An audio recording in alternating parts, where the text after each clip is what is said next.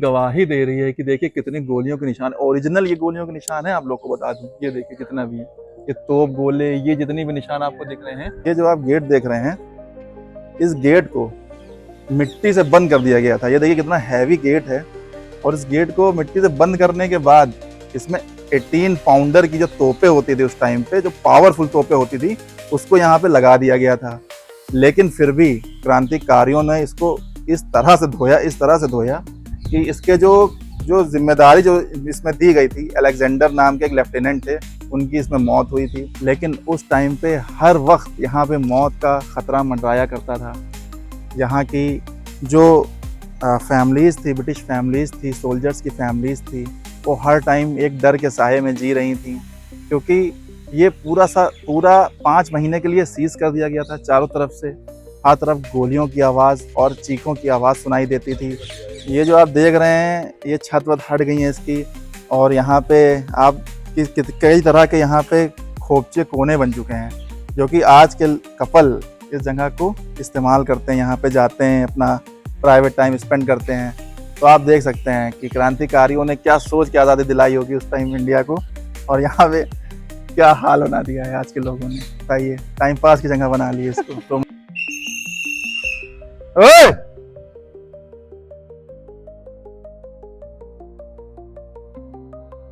बहरे कपल तो नहीं है?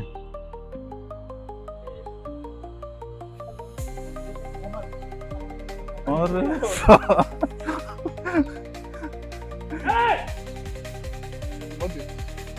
तू नहीं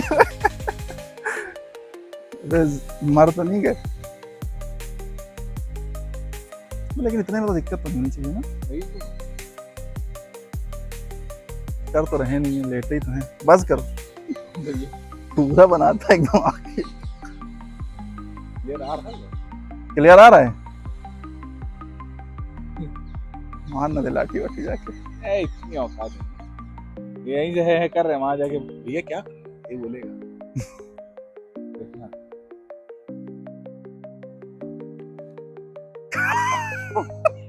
अरे लौंडे कह रहे थे हम दोनों लौंडे।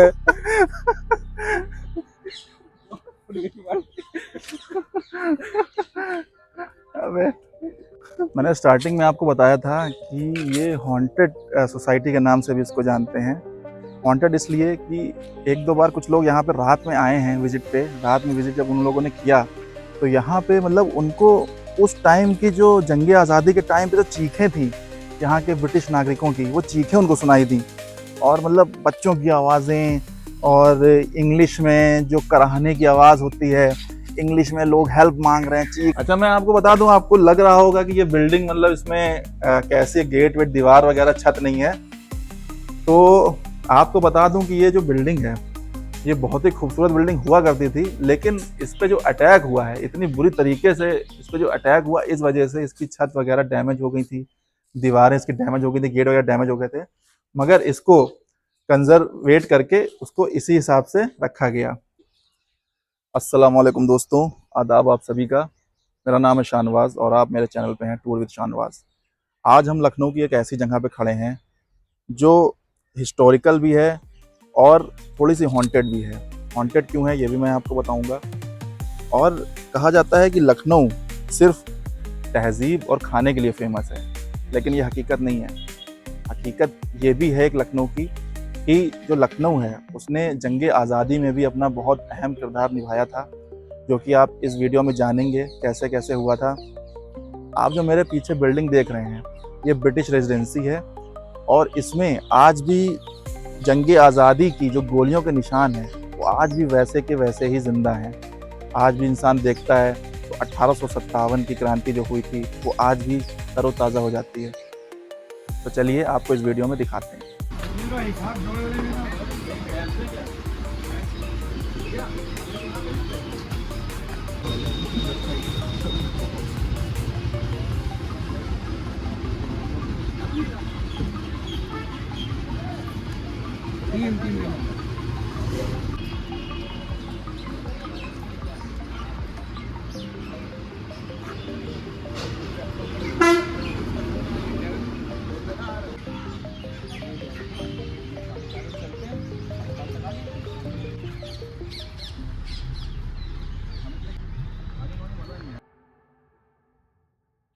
लिया मैंने पीछे। तो हम लोग एंटर हो गए हैं ब्रिटिश रेजिडेंसी में। ये आप देख सकते हैं, ये कुछ ऐसा टिकट मिलेगा आपको जो कि 25 रुपये का है। आप इसको डायरेक्ट भी ले सकते हैं और ई बुकिंग भी इसकी करा सकते हैं। जैसा कि इस पर देखिए लिखा हुआ है archaeology service of India, ASI के अंडर में आने लगा है ये। तो शुरुआत करते हैं हम इस गेट से। जो आप गेट देख रहे हैं मेरे सामने, इस गेट को बोलते हैं बेली गारत गेट। एक्चुअली एक लखनऊ के रेजिडेंट थे बेली गारत, उनके नाम पे ये गेट बनवाया था। सादत अली खान नवाब जो थे लखनऊ के, उन्होंने। तो इस गेट की जो हिस्ट्री कहते हैं कि जब यहाँ पे लड़ाई स्टार्ट हुई, क्रांतिकारियों ने इसको घेरा, तो ये जो आप गेट देख रहे हैं, इस गेट को मिट्टी से बंद कर दिया गया था। ये देखिए कितना हैवी गेट है। और इस गेट को मिट्टी से बंद करने के बाद इसमें 18 पाउंडर की जो तोपें होती थी उस टाइम पे, जो पावरफुल तोपें होती थी, उसको यहाँ पे लगा दिया गया था। लेकिन फिर भी क्रांतिकारियों ने इसको इस तरह से धोया कि इसके जो जिम्मेदारी जो इसमें दी गई थी, अलेक्जेंडर नाम के एक लेफ्टिनेंट थे, उनकी इसमें मौत हुई थी। और इसके अंदर इसको क्षतिग्रस्त करते हुए, इस पे अटैक करते हुए क्रांतिकारियों ने इस पे पूरा अपना कब्जा जमा लिया था। आओ, 33 एकड़ में फैला ये ब्रिटिश रेजिडेंसी। इसकी शुरुआत होती है जब 1774 ईस्वी में, जब अवध की राजधानी फैजाबाद थी, जो कि अब अयोध्या के नाम से जाना जाता है। उस टाइम में राजधानी जब ट्रांसफ़र हुई थी लखनऊ में, तो वहाँ पे उस टाइम मांग उठाई गई कि ब्रिटिश लोगों के लिए एक रेजिडेंट होना चाहिए। तब यहाँ पे आसिफुद्दौला ने इसका काम स्टार्ट कराया था 1775 में। फिर उनके बाद इसको जो काम कंप्लीट जो हुआ, ये सादत अली खान के टाइम पे इसका काम कंप्लीट हुआ था। तो मेरे पीछे आप देख रहे हैं, ये है ट्रेजरी बिल्डिंग उस टाइम की, जो कि 1851 ईस्वी में, जो उस टाइम के राजपूत की जो महल वगैरह बनते थे, और जो परंपरागत उस टाइम पे जो मेहराबें ये सब देख रही चलती थी, इस टाइप की मेहराबें से बहुत ज़्यादा बिल्डिंगें बनाई जाती थी। तो ये बिल्डिंग उस टाइम पे बनाई गई थी।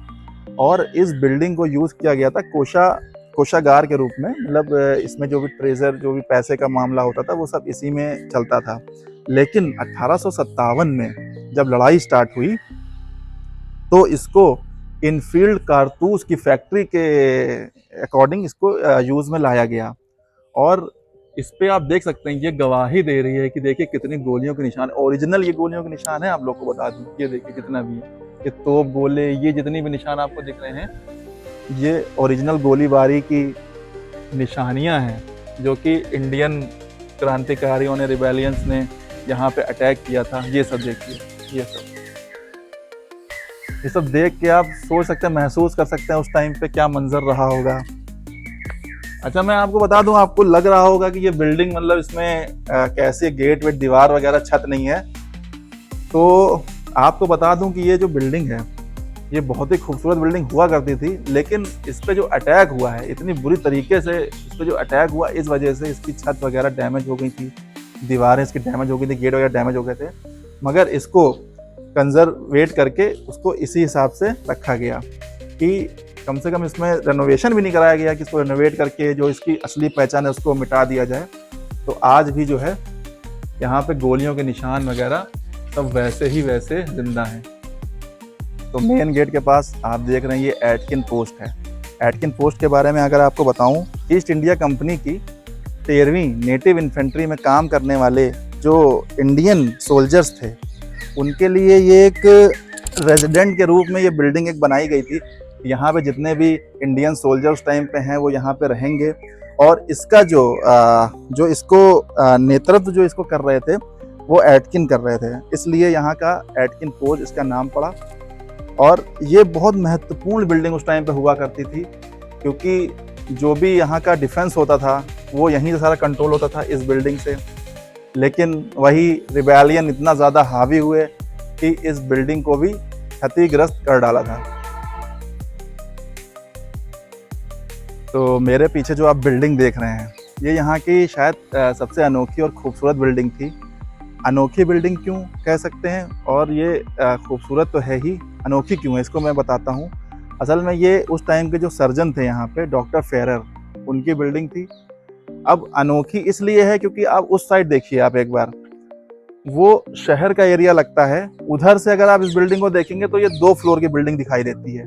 और इस साइड अगर आप देखेंगे तो ये पूरा इधर गार्डन दिखता है और यहाँ पे मतलब ग्राउंड लेवल पे ये बिल्डिंग दिखती है। और इस बिल्डिंग में अगर आप देखेंगे, आइए आपको दिखाते हैं, यहाँ पे एक स्विम बाथ के लिए मतलब नहाने के लिए यहाँ पे एक कहते हैं कि स्नानागार बनाया गया था। ये देख सकते हैं। तो ये बहुत बड़े सर्जन थे उस टाइम पे ब्रिटिश के, उनके लिए ये घर बना था। और कहते हैं कि जो लॉरेंस थे, यहाँ के जो कैप्टन लॉरेंस थे, उनको जब मतलब गोली वगैरह लगी थी तो उनको यहीं पे लाया गया था, उनका इलाज वगैरह यहीं पे चला था। मगर 1857 में उन्होंने भी सांसें अपनी तोड़ दी थी।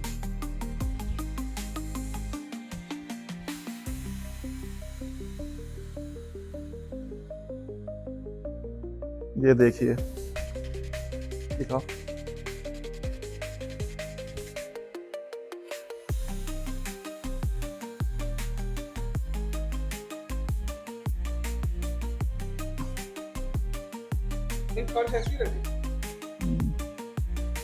नहीं होता।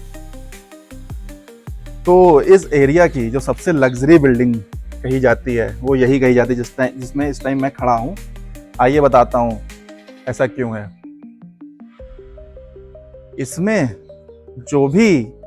जो आर्ट इस्तेमाल की गई थी और इसमें जो फर्नीचर था वो बहुत ही ज़्यादा कीमती था। और इसके जो भी यहाँ पे जो तख्त थे बैठने के लिए जो थे वो बहुत ही ज़्यादा कीमती थे। उसमें बहुत ही जो मतलब उस ज़माने के जो सबसे अच्छे आर्टिस्ट होते थे उनकी आर्ट को देखने को मिलता था इसमें।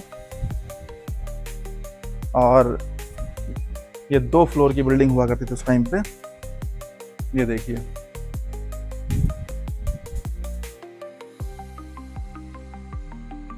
जो उस टाइम नवाब थे उनके लिए ये बिल्डिंग बनाई गई थी। उनके एक रेस्पेक्ट में यहाँ पे दावतें होती थी उनके लिए, नवाबों के लिए। और यहाँ पे जो मेहमान वगैरह थे वो आते थे, ये एक दावत खाना की तरह इस्तेमाल होता था। और यहाँ पे आप देख सकते हैं उस टाइम पे यहाँ पे एक बहुत ही खूबसूरत फाउंटेन हुआ करता था, जो उस टाइम की जो एक इनले मार्बल की एक टेक्निक होती है वो यहाँ पे इस्तेमाल की जाती थी, क्योंकि बहुत ही ज़्यादा बेशकीमती हुआ करती थी। और जब जंग आज़ादी हुई 1857 में तो इसको एक हॉस्पिटल की तरह इस्तेमाल में लाया गया था। तो यहाँ पे जितने भी पेशेंट्स थे वो आते थे, उनका इलाज यहाँ पे होता था।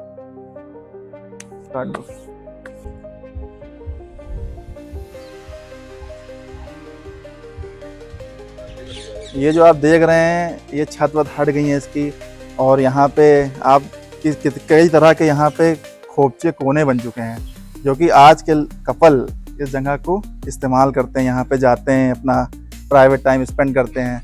तो आप देख सकते हैं कि क्रांतिकारियों ने क्या सोच के आज़ादी दिलाई होगी उस टाइम इंडिया को, और यहाँ पे क्या हाल बना दिया है आज के लोगों ने। बताइए, टाइम पास की जगह बना ली है इसको, रोमांस की जगह बना ली है। ये देखिए, आज भी गोलियों के निशान, हर जगह गोलियों के निशान आपको दिखेंगे। आप कहीं भी जाएंगे गोलियों के निशान आपको दिखते जाएंगे। उधर दिखाइए, वो देखिए।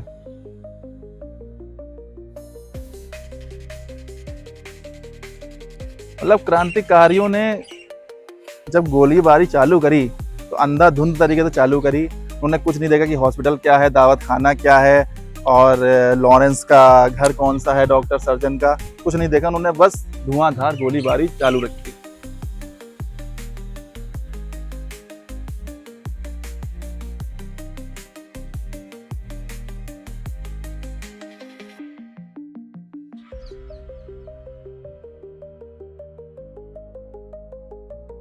ये जो मेमोरियल पिलर मेरे सामने आप मेरे पीछे आप देख रहे हैं, ये उस टाइम के ब्रिगेडियर जनरल जो थे हेनरी लॉरेंस, उनकी याद में ये बनाया गया था।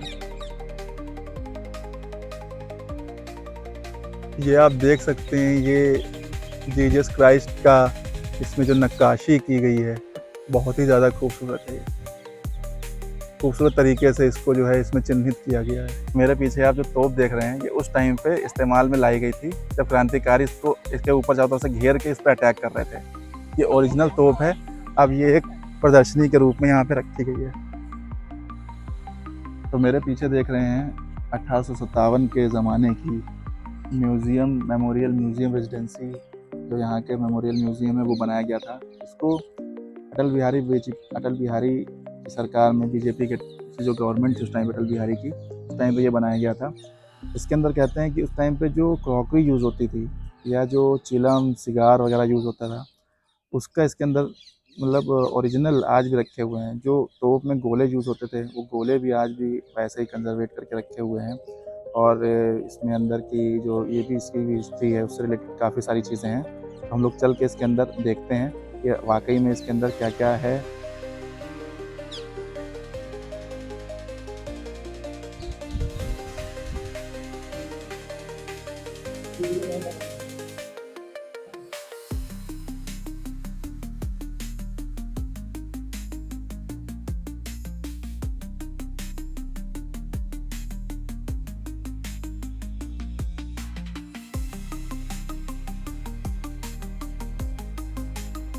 इसके अंदर म्यूज़ियम हमने जो आपको दिखाया उसमें बिल्कुल ही फ़ोटोग्राफ़ी, वीडियोग्राफ़ी अलाउ नहीं थी, लेकिन फिर भी हमने रिस्क लेके आप लोग को दिखाने के लिए थोड़ा-सा उसमें से बनाया है, ताकि आप लोग उसको देखें और महसूस कर सकें।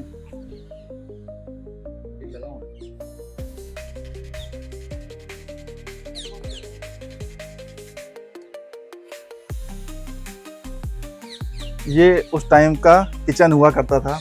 यहीं से ही जो यहाँ के जितने भी रेज़िडेंट्स थे, उनका खाना बनता था, वीआईपी खाना। और ये पूरी जो इसकी सारी दीवारें हैं, ये उस खाने की खुशबू से महक उठती थी। मेरे पीछे जो ये बिल्डिंग आप देख रहे हैं, ये बेगम कोठी कही जाती थी। और बेगम कोठी का जो उस टाइप का जो कंस्ट्रक्शन था, वो कराया था आसिफुद्दौला ने। उस टाइम पे जो एक रेजिडेंट थे मार्कस टेलर, उनको ये जो बिल्डिंग है ये बेच दी गई थी। और उन्होंने भी इसको बेच दिया था 1802 में, जॉर्ज प्रेडरगस्ट को बेच दिया था। प्रेडरगस्ट ने यहाँ की एक जो यूरोपीय जो उस टाइम की चीज़ें थी उसको ला के यहाँ पे एक मतलब एक तरह से कह सकते हैं आप शॉप बना दी थी। और यहाँ से ही बिज़नेस उन्होंने स्टार्ट कर दिया था। और उसके बाद जो नसरुद्दीन हैदर थे, उनकी जो यूरोपीय पत्नी थी आलिया, उनको विलायती बेगम के नाम से जानते थे। और उनकी जो पोती थी नसरुद्दीन की जब डेथ हो गई, तो उनकी सौतेली बहन अशफुरनिसा अपनी माँ के साथ इस कोठी में रहने लगी थी। अशफुरनिसा ने ही बेगम कोठी के पास में इमाम बाड़ा तथा एक मस्जिद का निर्माण कराया। रेजिडेंस के अन्य भवनों से हटकर अवध के परंपरागत और जो वहाँ का जो ये भवन है उसको बनाया। मैंने स्टार्टिंग में आपको बताया था कि ये हॉन्टेड सोसाइटी के नाम से भी इसको जानते हैं। हॉन्टेड इसलिए कि एक दो बार कुछ लोग यहाँ पे रात में आए हैं विजिट पे। रात में विजिट जब उन लोगों ने किया, तो यहाँ पे मतलब उनको उस टाइम की जो जंग आज़ादी के टाइम पे जो चीखें थी यहाँ के ब्रिटिश नागरिकों की, वो चीखें उनको सुनाई दी। और मतलब बच्चों की आवाज़ें, और इंग्लिश में जो कराहने की आवाज़ होती है, इंग्लिश में लोग हेल्प मांग रहे हैं, चीख रहे हैं, चिल्ला रहे हैं, उस टाइप की आवाज़ें यहाँ पे सुनाई देती थी। अब ये कितना सच है कितना झूठ है ये तो मेरे को नहीं पता, वो तो आप लोग देख सकते हैं। अगर किसी को जैसे अगर इसको महसूस करें तो रात में आ सकते हैं। तो ये दिन में ही इतना ज़्यादा सन्नाटा है और इतना डेंजर फील दे रहा है ये, तो रात में तो बहुत ज़्यादा देगा ही। तो हो सकता है वहम भी हो सकता है उन लोगों का, या हो सकता है हकीकत भी इसमें हो, तो इसके बारे में मैं कुछ कंफर्म कह नहीं सकता।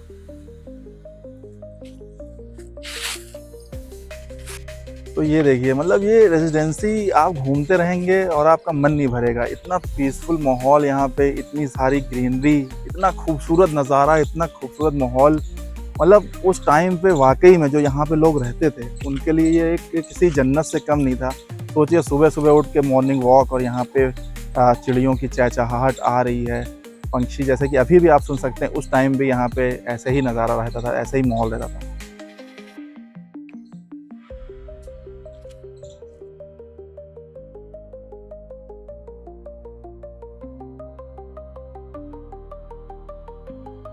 ये जो आप देख रहे हैं ये है कब्रिस्तान। यहाँ पे ये जो सामने बिल्डिंग देख रहे हैं, जो कि अब कुछ ही फीट तक बची हुई है, ये पहले एक चर्च हुआ करता था जो कि 1801 में बनाया गया था। और इसमें जो जितनी भी एक कब्र आपको दिख रही हैं, ये सब क्रिश्चियन कब्र हैं। ये क्रिश्चियन कब्र जो यहाँ के रेजिडेंट थे, जब उन पर गोलाबारी हुई, उनकी डेथ हुई, तो उनको यहीं पे दफनाया गया। ये आप जो देख रहे हैं, जितनी भी ये आपको कब्र दिख रही हैं, वो यहीं पे इनकी कब्रों को बना दिया गया, क्योंकि बाहर ये लोग जा नहीं सकते थे, चारों तरफ से घिरे हुए थे, हर तरफ से क्रांतिकारी इनको घेरे हुए थे। और ये जो कहते हैं घेराबंदी और गोलीबारी जो थी, ये करीब 5 महीने तक चली थी। और ये जो चर्च था उस टाइम पे, यहाँ पे एक कह सकते हैं जो इसमें खाना ला के रखा गया था, बहुत ढेर सारा, जो भी खाने पीने का सामान वस्तुएं होती थी, वो इस जगह पे ला करके स्टोर की जाती थी। एक स्टोरेज की तरह इसको इस्तेमाल में लाया गया था। और एक यहाँ पे यहाँ पे एक स्लॉटर हाउस भी था, कुछ भेड़ें वगैरह थी, और यहीं पे जो है वो कटती थी, उन्हीं का मीट वगैरह बनता था, खाते थे यहाँ पे जितने भी सब रेजिडेंट थे। ये देख सकते हैं सिमेट्री वगैरह बनी हुई है उन्हीं की।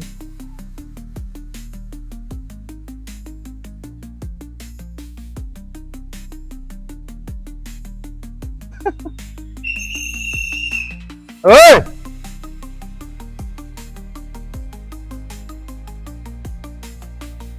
बहरे कपल तो नहीं है?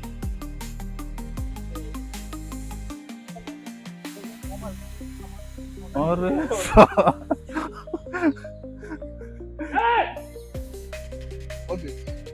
सुनील मर तो नहीं गए, लेकिन इतने में तो दिक्कत तो नहीं चाहिए ना। कर तो रहे नहीं है, लेटे ही तो हैं, बस करो। पूरा बनाता है एकदम आगे। क्लियर आ रहा है? मान ना दे लाठी वाठी जाके। इतनी औकात यहीं से है कर रहे, वहां जाके भैया क्या ये बोलेगा। देखना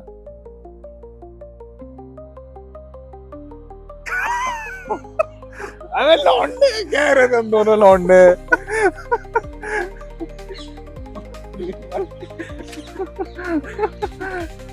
अबे